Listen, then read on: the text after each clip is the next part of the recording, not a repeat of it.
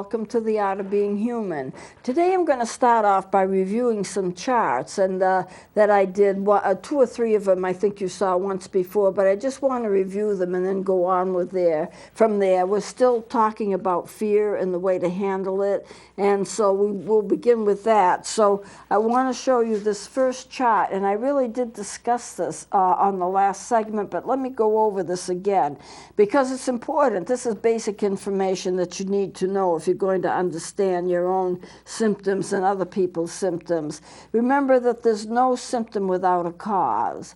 And the cycle of fear is that something's going to happen to you. It's either going to happen repeatedly or maybe a single episode, most likely repeatedly. And it's true that if you've been abused or anything's happened to you like that, one episode is too much. Anything is too much.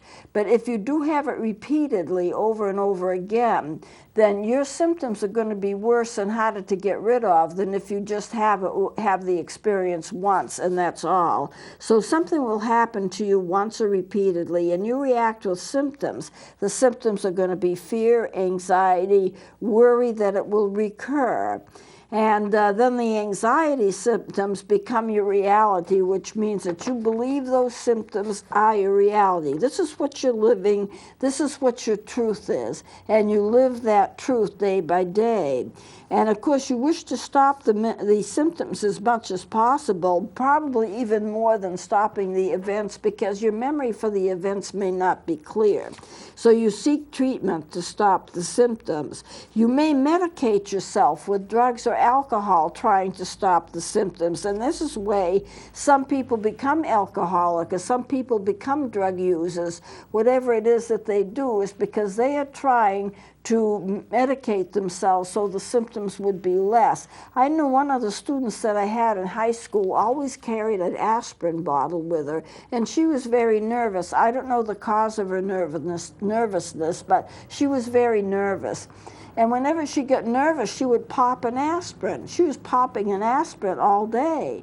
If she was upset about anything, in the aspirin would go. So she was self-medicating with aspirin, which I suppose is better than self-medicating with drugs or alcohol or smoking. But nonetheless, that's what it was. You cannot, and this is what you need to realize, you cannot think your symptoms away. This is the reason why people use drugs and alcohol. And I mean, that's not the only reason they use drugs and alcohol. It does become an addiction, but you can't think your symptoms away. What the natural thing for you to do is say, I'm nervous.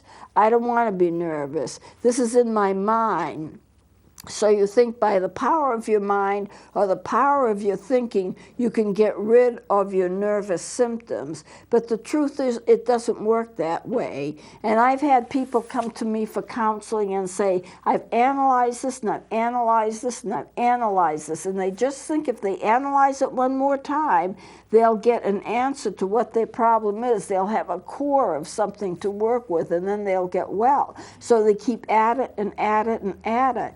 But it's like digging a ditch. You only get a bigger ditch to fall into. If you're already halfway in a ditch, why dig it further? Sometimes trying to heal yourself by thinking and analyzing and using the power of your mind and telling yourself that, it's my mind, I got to change my mind. It doesn't work. Trust me, it doesn't work. And therapists don't do that. You need to have a different kind of approach so you don't think of your way out of symptoms. Your brain may be involved in your symptoms, but there are other things involved with your symptoms too. So let's have the second chart. In terms of other causes for anxiety, I think I got the wrong one here. Is this chart two? Well, we'll keep it on other causes for anxiety and fear and worry. The emotional distress, your emotional distress may be caused by other things not related to bullying, personal problems or something like that. There may be medical conditions that are causing your anxiety that has nothing to do with your own psychology. In other words, it's not caused by the fact that you were abused. It's not caused by something that happened to you in the past. You are anxious for other reasons. So what would those other reasons be? Medical conditions will cause people to be very anxious. If you're a woman and you're in midlife and you're very, very nervous and you've got the hot flashes and so forth and you think you're going crazy. I don't know how many women I've seen that what they've done is they come to me and they see, I'm nervous, I'm depressed, I'm anxious, I get dizzy, I get hot, I can't concentrate, my vision is blurry. And the first thing I ask them is, how old are you? Oh, I'm 42. Well, have you noticed any changes in your monthly cycle? Oh, yeah. You are in menopause, you're in perimenopause, the hormones are all mixed up, and that by itself can cause all of those anxious symptoms. It's not always something that's happened to you. So when you get to, so that you're getting symptoms of anxiety and depression, see if there's anything physically going on. When I used to counsel and I had my own counseling practice, I used to send people to their doctors, to their primary care physicians. And the reason I did so, and I would send a letter with them or I'd contact the doctor. They would have to sign permission for me to do that. I couldn't do it without their permission. But as long as they gave me the permission I needed, and most of them did, I would contact the doctor. I would write a letter and say, I'm seeing this person as one of my clients for counseling, and they're having symptoms of whatever it was, and I would list them. I would like to have them see you and see if there's any kind of physical causation of these symptoms, and there were a lot. I had one woman who just was so nervous at certain times of month, and it turns out that she was having a problem with her reproductive cycle. And once that was straightened out, she was okay. I've had people come to me who are diabetic. They didn't know they were diabetic, but I recognized the signs and the symptoms, and I would either contact that doctor, send them to the doctor, and then that would be confirmed, and then they would get the physical help they needed, and then their symptoms would go away. If there's something physically causing your symptoms, then I can talk to them as long as, until I'm blue in the face, I could talk to them. But it's not going to solve their problem if there's something physically wrong until whatever is physically wrong is corrected, usually by medication or whatever treatment the doctor describes. So for the most part, I would not see people for counseling unless they were willing to see the doctor if I wanted them to, and if they were willing to allow me to talk with their doctor. If they didn't want me to talk to their doctor, so I had no medical backup for what I was doing, I probably would not see them. And I would explain that to them. We don't want to leave anything unturned in a patient's care. And if there's something physically wrong, that has to be addressed, because if it is not addressed, the person is not going to get well. We can make them better, we can make them feel better, but they need to get to that cause of what's going on. And if it's a medical problem that's going on, they need treatment for that medical problem. They may still need counseling as well, but they will get well a lot faster if they get the medical help that they need. So medical conditions causing an imbalance of hormones or faulty biochemistry can cause symptoms, and that's important to remember that. And I think about menopausal women because it's so common with them. Some medications can cause emotional changes as well. There are some medications that give you what's called cold emotion. Cold emotions is when you have that undercurrent of nervousness, always nervous, not quite right, always nervous to a certain degree, kind of shaky, and that's cold emotion. It doesn't go away, doesn't get much worse, but it remains at a certain level, and some medications will cause that, and you need to know that. I know that as I listen to the advertisements for medications on television, I take note of the fact that so many of them say, if you have a mental condition, this can make you worse, or this can make you feel suicidal. Check with your doctor if you feel suicidal.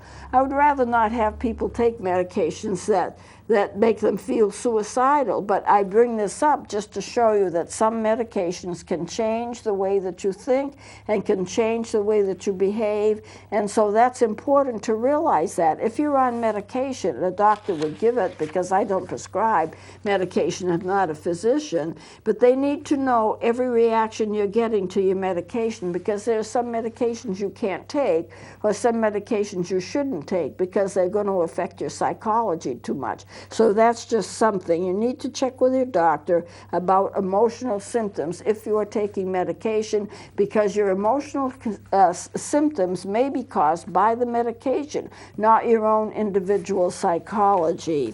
Now, I have another chart that I want to bring up. Help with anxiety. What can you do to help yourself if you are anxious? Well, one thing you can do not assume that all of your fears are completely accurate. If you're afraid of something, you're becoming phobic about something, do not just assume that those fears are accurate. Supposing I'm afraid of somebody that walks up and down the street. They look funny, they act funny, I think there's something wrong with them, and I just don't trust them, I don't like them. And so therefore I get nervous around them. Well, I build up an anxiety about them. I'm making this up as I go along. You know, I'm going to have anxiety about them, and I think they're not good people for some reason, and then I get a series of anxiety attacks around them or because of them. But if you're thinking in terms of why am I nervous? Well, I'm nervous because I'm afraid this dog's going to bite me, but he never has. You know, or something like that, you can actually twist what's going on and start believing something that's not true. And I think that's sometimes a problem with race relations. We have certain races and they do certain things, so then we ascribe that particular behavior to anybody of that race. And that's not true and that's not fair. So therefore, we need to know, what are we judgmental about? What are we making up? What's being twisted in our mind so that it's much more, so we make it much worse than it is. So as you remember things that happened to you in the past, your memory's going to change a little, and you're going to start thinking things that didn't actually happen, but you think they did. Or you're going to start exaggerating things that happened to your past that weren't as bad as you thought they were, but that you do believe they're worse than what they actually were. And so the things that you remember, you remember them in context with what was going on at the time, but you're not always accurate in what you remember. You need to think about that. If you're fearful about something, it may not be as bad as what you think it is. You can tell yourself this. There is such a thing as self-talk. In self-talk, you are talking to yourself as if I was talking to you. I know I had a number of people when I was counseling that would tell me that they pretended I was there with them when they were afraid. And so they would talk to themselves and tell themselves what they thought I would say if I was there. Now, maybe I would say those things, maybe I wouldn't, but that's what they did, and they tried to use that to calm themselves down. Well, if I was there, I would tell them this, or I would tell them that. Then they tried to change their orientation of what they thought on the basis of what they thought I would say. Now, it's not a bad practice to use self-talk, but I would use it in a different kind of way. You can use self-talk when you're just talking to yourself like you were a coach or something and you're coaching. Don't be afraid to go in the water and learn how to swim. You're not going to drown. There are a lot of people around. They're going to keep an eye on you. You'll be okay. Don't be concerned that everybody's out to get you, and if you drive at night, you're going to be abducted. You know, some of these fears that we get sometimes turn out to be kind of irrational. It happened to somebody, so therefore it's bound to happen to us too. So therefore we can't do things that will cause something to happen to us, and we become very, very fearful of that. The use of self-talk is when we talk ourselves out of something. Well, a good example would be going to the dentist. You know, I'm not a big fan of going to the dentist, but if you go to the dentist, some people get very, very nervous. That would be a time when you could use some self-talk. The dentist will not hurt you. It's not his intention to hurt you. If you do find that you have some pain, you just ask him for medication or more medication. He gives it to you, and you find that when you get through, you wonder exactly why you were so nervous. The same is true of public speaking. If you are asked to speak in public and you're very nervous, some people become terrified of that. And so what they do is that they become so shaky, they get up and they're shaking in their boots, they can hardly talk. Self-talk would mean, calm down, it's all right. Think of the end of it. You're going to be through it pretty soon. It's not going to be that bad. You've got notes ahead of you, in front of you. If you have to, you can use your notes. You don't have to speak spontaneously. People want you to do well. People are not, they want to listen to you. They want you to do well. They're not against you. Your audience is not your enemy. Your audience is your friend. They want to hear what you've got to say or they wouldn't be there, and they're not out to disturb you. I went to a concert once. It was kind of sad, but it was kind of interesting. It was the Boston Pops, and they were playing a concert in the Esplanade in Boston, and I was there. And I was watching and watching and watching, and then the trumpet player got up to play a solo, and he was so nervous. I think the audience was nervous for him because he was kind of shaky, you know, he just wasn't doing very well. And he got up there and he started to play, and the first few notes weren't right. You could tell it wasn't right. Suddenly the conductor, I don't remember his name, but he was the elderly guy who liked fire trucks. I don't know if you remember his name or not. He reached out his arm and he put his arm on the young man's shoulder. And he kept it. He conducted with one hand and held his hand on the young man's shoulder all the way through the solo. What he was trying to do was to try to help calm him down. It's all right. I'm here. You'll be okay. And so he did that. He just held the man's arm, held his shoulder to calm him down. I hate to see people that nervous. I hate to see people who perform that nervous, but people do get nervous. And what are they afraid of? They're going to make a mistake. And if they make a mistake, what harm is going to be done? Nothing really. They just made a mistake. But to them, it's like the end of the world, especially if they're in a competition, and I can understand that. But I get relaxed in terms of competitions. I just play. You know, if it works out, it works out. If it doesn't, it doesn't. I've never really had a problem with it. But that's the way it is. So you can help yourself by realizing that your fears may not be completely legitimate, and whatever you tell your brain's going to assume that it's the truth. So if I tell my brain I'm going to flunk this test, my brain is going to think I already flunked the test. It's going to, whatever you put in your brain assumes is true. Not only that it's true, but it's already happened. And so therefore, you have to realize that you don't have to deal with all of that anxiety. The brain assumes that what you're thinking is true. So what you have to do is change your thinking. You know, I am going to pass that test. I will be all right doing this solo. And if I'm not, what's the big deal? You know, you have to consider yourself that you relax with it. Allow yourself to have relief by realizing that your brain cannot tell the difference between what's real and not real. Whatever you put in your brain, it believes is truth. Why not put in something positive rather than negative? I'll pass this test because I've studied. I'll do well in the solo because I have practiced. I don't have to be panicked. And then your brain is saying, you're all right, you're going to be all right, you're doing it right, you'll be okay. Whatever you put in your brain, you assume to be truth, and that's going to be your reality. And you can trust that, and then you can do all right with that.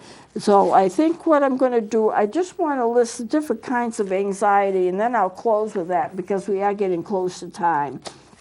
There are different types of anxiety. There's something called the generalized anxiety disorder, sometimes abbreviated GAD. This is chronic high anxiety, and the bad part of it is that it's not connected to anything. You're in a panic, you're afraid, you don't know why, you can't connect it to anything. So that's sometimes called free-floating anxiety. It seems to have no connection to anything. Then you have a phobic disorder, which is an irrational fear of an object or a situation, and usually it's nothing that'll ever do you any harm. You know, you'd be afraid of whatever. You can be afraid of anything. You can be afraid of riding on a bus. You can be afraid of going to a doctor. But usually what you're afraid of does not present a danger to you, but it can become a phobia. And the difference between generalized anxiety and a phobia is that general anxiety may be worse because it's not attached to anything. But phobia is attached to something. You're afraid of the dog. You're afraid of the cat. You're afraid of walking down the street. It's a specific thing. You're afraid to go across the bridge, and that's very healable. There are treatment methods for that. Then panic disorder, which is an overwhelming anxiety. It's sudden, it's unexpected, it hits you like out of the blue, it's very intense, and you end up by being absolutely terrified. The obsessive compulsive disorder is that you have unwanted, uncontrolled thoughts, and you get rituals. That's how you control your anxiety, like you put your right foot on every crack in the sidewalk or something like that. They're ritualistic things, and that is supposed to help you control your anxiety. And then, of course, there's PTSD, post-traumatic stress. We've done a lot of work with post-traumatic stress, and I may get back to it at some point, but I don't really want to now. It's an enduring psychological disturbance that's based upon things that have happened to you that you either have seen or you have experienced, and it's trauma.